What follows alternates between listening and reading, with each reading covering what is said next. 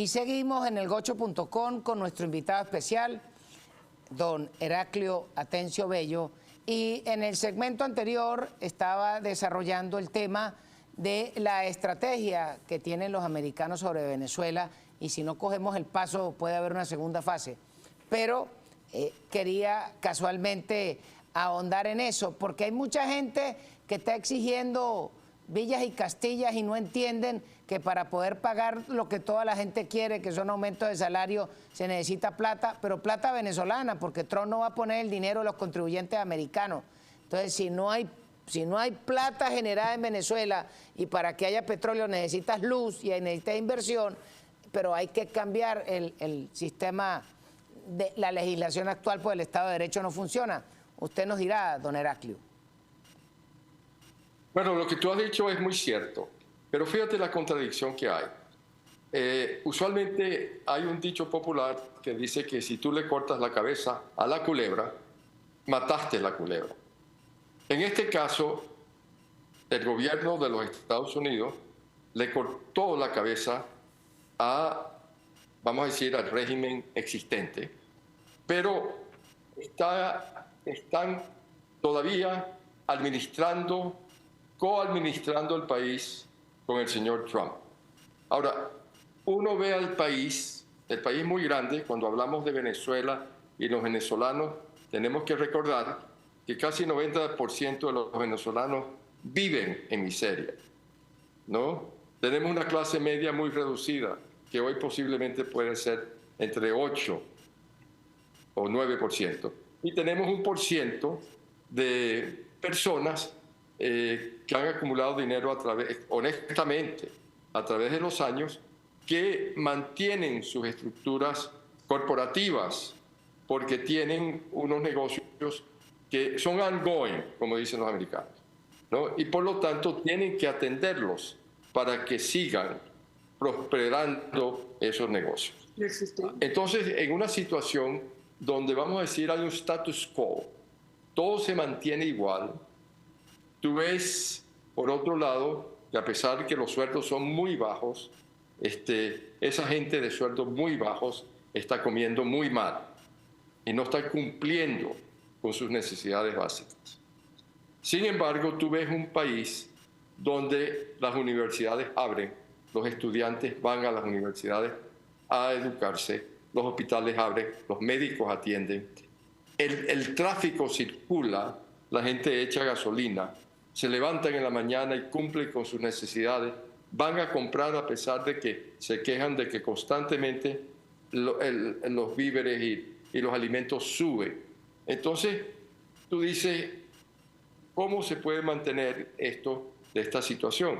Se mantiene porque hay un 10% del país que está activo, que son fuerzas vivas, pero el otro país, el 90% del campo, de la gente que vivía del petróleo, que vivía de la agricultura, que tenía una empresa, ese país está muy mal. Entonces, ¿qué está tratando de hacer el señor Trump?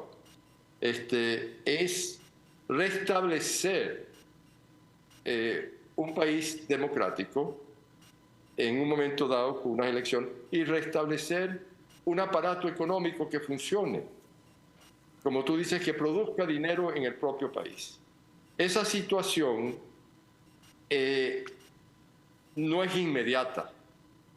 Por ejemplo, tenemos un país que no hay una teoría, no hay una política monetaria, porque no tenemos un banco central operativo. No sabemos con exactitud cuál es la inflación, cuáles son las reservas en oro, en plata, en dólares, dónde están, cuál es la auditoría del banco, que fue creado en 1939 por López Contreras y tuvo grandes gerentes. El primero, González Gorondona, Carlos Rafael Silva, Alfredo Machado Gómez, gente ilustre.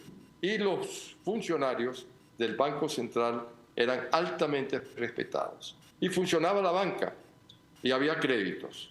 Bueno, ese tema, ese va lento.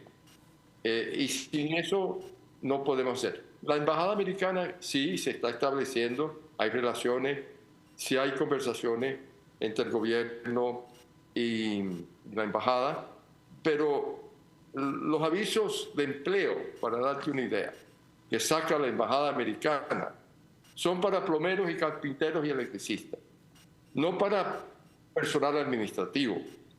Ahora la embajada tiene que ponerse operativa, funcionamiento primero, que le funcione el agua, la electricidad, que no se le vaya la electricidad ni el agua, etcétera, para poder atender a los venezolanos que requieren de visas.